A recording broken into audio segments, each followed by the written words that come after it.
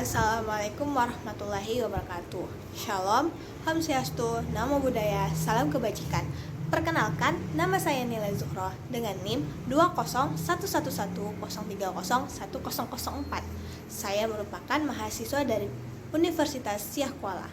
Di sini saya akan memberikan materi yang berjudul PBB sebagai subjek hukum internasional, yang merupakan tugas akhir di mata kuliah hukum internasional yang diberikan oleh Bapak Tommy Misal. Hukum internasional. Hukum internasional merupakan sistem hukum yang terutama berkaitan dengan hubungan antar negara. Pengelompokan hukum internasional itu dibagi menjadi dua, yaitu hukum publik internasional dan hukum perdata internasional. Subjek hukum internasional.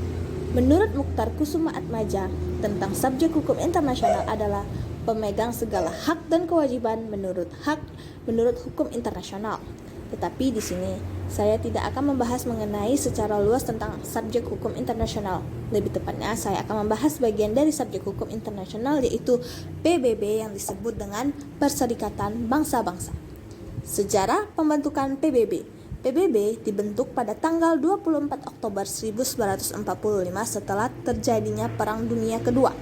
Tujuan didirikan PBB untuk mencegah meletusnya atau terjadinya Perang Dunia Ketiga dan untuk mendorong kerjasama internasional. Pada awal pembentukan PBB memiliki 51 anggota negara. Namun saat ini PBB memiliki 193 negara anggota. Fungsi lain dari PBB yaitu untuk menyelesaikan kasus-kasus internasional yang terjadi sebagaimana yang tercantum di dalam pembukaan piagam PBB yang berbunyi, "We the people of the United Nations determined to save succeeding generation from the source of war," yang artinya PBB bertujuan untuk menyelamatkan generasi penerus dari ancaman terhadap perang.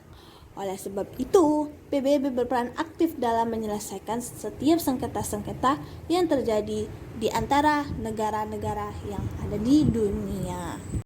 PBB beserta organ-organnya. Berdasarkan pasal 7 Piagam PBB, terdapat 6 prinsipal organ atau organ utama pada PBB, yaitu yang pertama, 1. Majelis Umum atau General Assembly. Majelis Umum terdiri dari wakil semua negara anggota dengan tidak lebih dari 5. Tiap-tiap negara memutuskan sendiri cara memilih wakil-wakilnya. Yang kedua, Dewan Keamanan. Dewan Keamanan merupakan bagian organ utama pada PBB. Negara-negara anggota PBB telah memberikan tanggung jawab utama kepada Dewan untuk memelihara perdamaian dan keamanan internasional. Yang ketiga, Sekretariat atau Dewan Sekretariat PBB.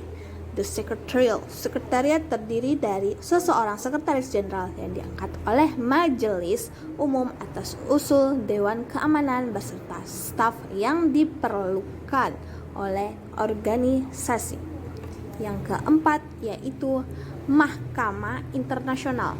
Mahkamah Internasional atau yang disebut International Court of the Justice, mahkamah yang kedudukannya itu di Den Haag, merupakan institusi internasional yang tugasnya menyelesaikan sengketa melalui judicial settlement. Yang kelima, Dewan Ekonomi dan Sosial atau Economic and Social Council. Dewan Ekonomi dan Sosial ini merupakan salah satu dari organ kelengkapan PBB. Dewan ini keberadaannya tidak lepas dari konteks sejarah dari berbagai kerjasama ekonomi internasional.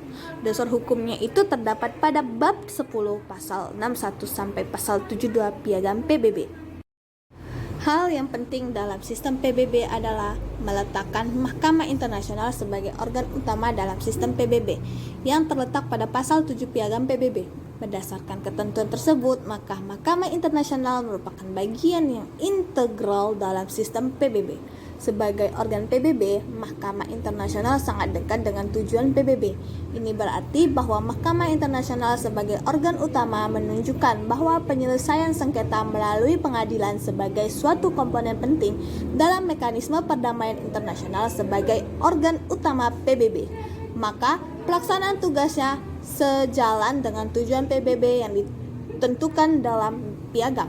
Status Mahkamah Internasional sebagai organ utama PBB menentukan tanggung jawabnya dan kesamaan derajatnya dengan organ utama lainnya sesuai dengan kewenangannya.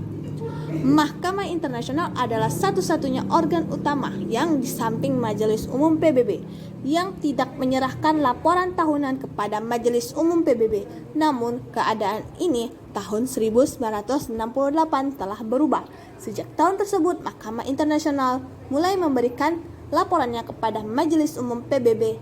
Mahkamah Internasional menjelaskan bahwa inovasi ini didirikan bahwa laporannya yang demikian akan memberikan pengertian atau fungsi dan aktivitasnya dalam rangka kerja PBB. Kedudukan Mahkamah Internasional ini memang unik. Sebagai salah satu organ utama PBB, ia harus benar-benar menunjukkan kemandiriannya sebagai suatu organ atau badan pengadilan Mahkamah Internasional berkedudukan di Den Haag, Belanda. Adapun organisasi-organisasi yang ada di PBB yaitu yang pertama WHO, yang kedua FAO, yang ketiga IFAD, yang keempat ICAO, yang kelima ILO, yang keenam IMO, yang ketujuh IMF, yang kedelapan ITU, yang ke-9 UNINDO, yang ke-10 UNWTO, UPU, WBG, WIPO. Baik, sekian penjelasan yang dapat saya berikan, semoga bermanfaat dan dapat menambah wawasan para pelihat. Dan saya akhiri, wabillahi taufik wa hidayah. Assalamualaikum warahmatullahi wabarakatuh.